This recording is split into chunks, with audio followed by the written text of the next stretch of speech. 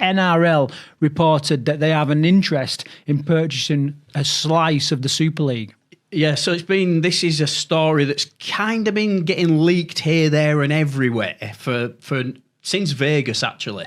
There was definitely a meeting took place at Vegas with Peter V'landys, the whole crew. I think Simon Moran was involved from Warrington. It looks like, I mean, they have come out and said it, haven't they now? The NRL looking to purchase a stake in Super League. They want a 33% stake in Super League, but they also want control of the Super League.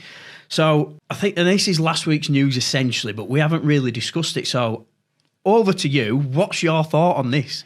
Well, the key word that you missed out your little intro there was full administrative control. Yeah. Now, that's what excites me, because I think we can all be honest and just sort of look back over the last probably decade and sort of think, right, what's been going on administratively? And it's a nightmare because I struggle to say that word. But and it has been lacking at all levels, you know what I mean? And Super League being the pinnacle of our sport in this country, if we can have someone who's tried and tested, Peter V'landys, incredible job, very, very well respected as probably one of the best in the business, then that's got to be a good thing. And ultimately, we want our sport to survive and to thrive, and it's going to take some strong administration for that to happen. So the fact that they want administrative control, I'm not worried about that. I know lots of people are worried about, is it going to dilute the competition? Is it going to change it? Some clubs, they're talking about this 10-game league, which you're going to come on to in a minute, no doubt, and some people are going to miss out, and other people are going to be included, and there's a whole load of stuff to sort out. However, this is where rugby league struggles, I think, in my opinion. We're very traditionalists. Oh, we should do the game's going soft and all this. Very traditionalist. Yeah. And that, I think, has held us back. Oh, 100% it's held us back. We've got to modernise the game, and something's got to change, and you can't create an omelette without cracking a few eggs. So I'm excited. I know some people are going to be disappointed and worried and kicking off, but, I think, personally, I think it's a good move. You? Do you know what I think? I think it'll never get over the line. Well, that's a strong statement. I honestly think it'll never get over the line. And the reason I don't think it'll get over the line is because I think there are too many clubs have self-interest at heart in rugby league. And I think that's been our problem for a number of years. You just touched on it. I think if the NRL want a 10-team Super League, right, some teams ain't going to make this cut, right? So they're not going to vote for it. But that's assuming they do want a 10-team league. Well, this is what's been reported. I mean, we're going on a little bit of hearsay, aren't we? Here?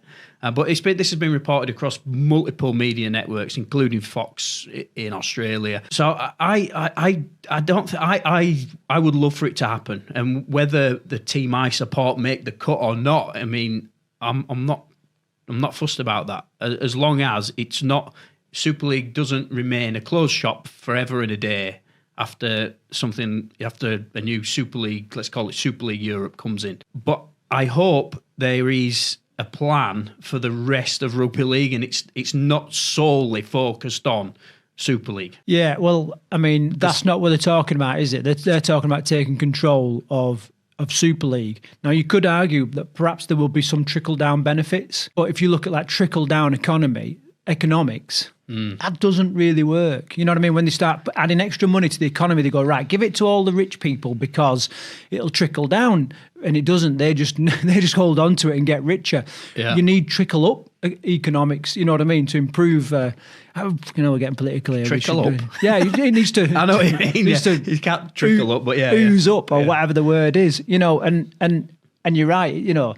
There's problems at the grassroots, there's problems at the medium levels and the lower professional leagues as well. So, but you've got to think that if that is the pinnacle, a shining light for young kids coming through that want to play a sport, how do we keep hold of them? How do we improve what's going on? We need a really strong Super League, and perhaps it's step one of a series of steps that improves the whole game. Yeah, I mean, I'm kind of trying to give both sides the argument because not 100% sure where I stand. I don't think we'll really know until we know more details. But, I mean, you've only got to look at what the NRL have done over the last few years. It's just exploded, hasn't it? The sport's just getting bigger and bigger profile in Australia. So, I am all for the NRL coming in and taking some control. And we'll go on to a little bit what's been discussed. So they're looking at a 10-team Super League. This is what we believe to be true anyway. So yeah, if we was to summarise the situation right now, as we know from the different reports and what have you, this is how it stands. Right. So Saint, Wyre, Wigan, Leeds, Hull KR, and Hull FC. They're the 6 that they definitely want in there. Then you've got Toulouse and Catalan are the other 2 that have been mentioned. Possibly London, because I think they're wanting to give it a bigger footprint. London, and so that it only leaves you one spot there for one other team. Where is that one other team coming from? Leigh, Cass, Wakefield. Look at all the success they're having at the minute. Huddersfield. Someone's going. Well, a few of those teams are going. So it's not without controversy, isn't this? No, I know. And then if you zoom out, right, you take all emotion, all tradition out the window, and you zoom out and go, right, okay. Now, maybe in order to... Because what we're fundamentally saying is if there's a side that is perhaps weaker because of the standard of their facilities, their playing pool, finances, all this kind of stuff. Yeah. There's a call there for perhaps, teams to merge to create a. Yeah, I did think about that, actually. Yeah. You could merge some teams like Hull FC, Hull KR, you could merge them, couldn't you? Well, that'd go down well. You can't even merge the fans on the terraces, let alone the club. I mean, put that in the comments. What would we call it? You know what I mean? Obviously, there's a lot of Hull fans now just going nuts, right? A lot of Hull FC and KR fans just going crazy. I know there are. But, if you don't support either of those 2 teams, you know what I mean? What's your thoughts like? Just for shits and giggles, what would you call it? You know what I mean? I wonder what Aussies think looking from the outside looking in. But this is what I'm saying. Like, if they go, you've got 2 teams in that city. Yeah. No, next to each other, like within a mile or whatever, you know what I mean? Like, it's like, perhaps you could say the same thing about like Wakey and Cass. You know what I mean? Yeah, merge them, get them together as well. Merge them. Huddersfield as well. Wakeford. You know what I mean? You call them Wakeford. Calderdale, something or other. What else we got? Bradford and Leeds, yeah, merge them too. This is Craig and Carl's blueprint out of Kill Rugby League No, I know a lot of these things have been tried. I'm just joshing. When you have that, like the Huddersfield, Sheffield, what do you call them when you like the mergers? Yeah, so that's pretty much how it stands at the minute. Now, what we again, when you're in the weeds of it, like some of these things hurt, don't they? You know what I mean? And it's like it just feels like such a big radical change that it's hard to kind of get behind it. But it's just typical rugby league, though, isn't it? It's like, right, we've got IMG, we'll have this like 5-year plan and give everybody a provisional grades to start off with, and then we'll bring it into play. And it's like, before it's even properly got going, it's like, right, yep, something else is coming in now. And that is just rugby league all over, innit? We just chop and change all the time. But I do think something needs to happen right at this moment in time. And what though? Like something radical, or just a little bit more of what we've always done with a few minor changes? Like, I think we go radical. But this is what I'm saying, and this is why, like some of these clubs may need to merge if they want to be in top flight, the top flight league. We might have to lose a French side, or we might have to develop like a... Might have to add French sides. Yeah, well, and the London side, you know what I mean? Like pool all our resources into London to create a really strong side down there. And this is what we've got to do. We've got to almost like take massive leaps of faith and leave our tradition in order to move the game forward. And if you believe the right men are coming in to do the job, you kind of just got to let them get on with it and make the changes that they want to see happen, I think. So it's exciting, but also very nerve-wracking times, isn't it? Yeah, I mean, there'll be teams in Championship who got aspirations of making Super League in the next 12 months, and that may be taken away from them. But I think... I certainly like the idea of NRL Europe or Super League Europe. I mean, it's essentially Super League Europe now, isn't it? We haven't even touched on flipping Catalan and Toulouse yet, because murmurings are they're meetings happening behind closed doors. And some clubs don't actually even want the French sides in the Super League. Steve McNamara keeps coming on camera and sort of making his case for Catalan, which just seems bonkers to me. Absolutely bonkers. I mean, Catalan are one of the shining lights of Super League. They've been given the time to develop where they haven't been up for relegation, and they've prospered. I mean, how could you kick Catalan out of the rugby league? It's absolutely mental, if you ask me. Yeah, I think they've got to kind of design what they want the outlook to look, and then work back and sort of say, right, what are the obstacles? And then this is part of the administration again, isn't it? It's like, right, okay, so we need, let's say we assume and we agree that we need strong French side, at least one. But then we've got all these travel restrictions, broadcasting restrictions, all this kind of stuff. How do we make it work? In the interest of the league, and that.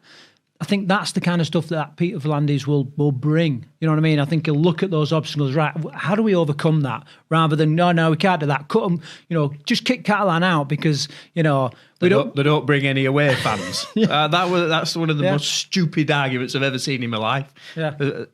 Chairman saying stuff like that when they've got a stadium that's only got bloody 3,000 home fans in it. Yeah, and then flip it around. They get massive crowds at home. Yeah. You know what I mean? So it's like, what do you want then? It's if you measured them on using that as a yardstick, they're better than, they do more than you. So, maybe you should get kicked out of the freaking league. So, it's kind of a big mess there. Lots of speculation. I'm sure it'll all be sorted out over pie and peas at Batley, though. Well, yeah. So, I mean, obviously a bit of a loaded statement there, Karl. You sent me a screenshot of this release from Batley Bulldogs. Fill us in. I thought it were a joke.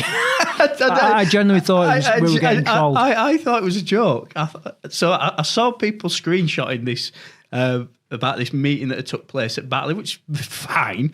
And that involved Nigel Wood, wasn't it? Yeah, it was sort of the League One clubs and Championship clubs had got together to discuss how they're going to move the game forward. And then in the statement, it kind of basically said, we've all chipped together to buy a couple of light bulbs for the floodlights, and we've had delicious pie and peas cooked by whoever. And I was like, really? It's like, is this real? I genuinely thought it were a piss take. So I went on the website just to check it was real. It was real. This was a real statement that was put out by our clubs. Not just a social post. You're calling it a statement. It's on their website. It's like a press release.